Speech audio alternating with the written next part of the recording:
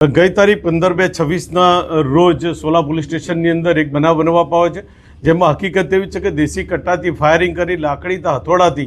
આ કામના ફરિયાદીને માર મારતા આ કામના આરોપી જે છે અત્યારે અમે જેને એરેસ્ટ કરેલા છે, એમની ઓળખીતાની દીકરી સાથે પ્રેમ સંબંધ હોય આ અદાવતથી કામ રાખી અને આ કામના આરોપી જે છે મોન્ટુભાઈ ગેમરભાઈ દેસાઈ અને અન્ય આરોપી છે કુંવરજી જક્ષીભાઈ ઠાકોર અને પિન્ટુભાઈ દેવજીભાઈ ન્યાય, આ ત્રણેય આરોપીને હકીકત આધારે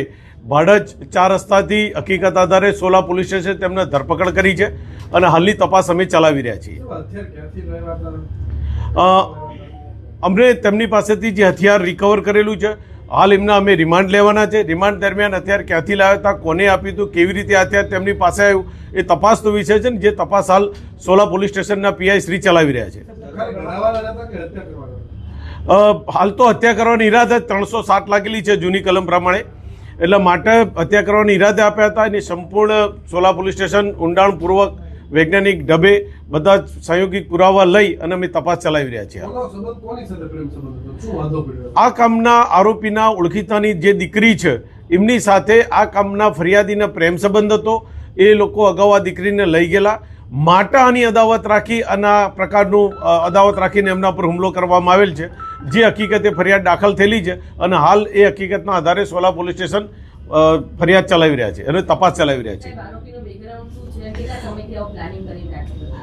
આ કામના જે મોન્ટુભાઈ છે એ પોતે કોઈ એવા ક્રિમિનલની અંદર છે એને તપાસ અમે કરી રહ્યા છીએ, પણ પોતાની ઓળખીતાની દીકરી સાથે પ્રેમ સંબંધ હોય અને એની અદાવત રાખી અને આ પ્રકારનું એમને કૃત્ય કર્યું છે। જે મોન્ટુ છે પોતે મકાન લે વેચનું અને મકાન ભાડે આપવાનું કામ કરી રહ્યા છે। અન્ય આરોપી છે એ રિક્ષા ડ્રાઇવિંગ છે, જે બીજો છે અંકુરજી છે, અને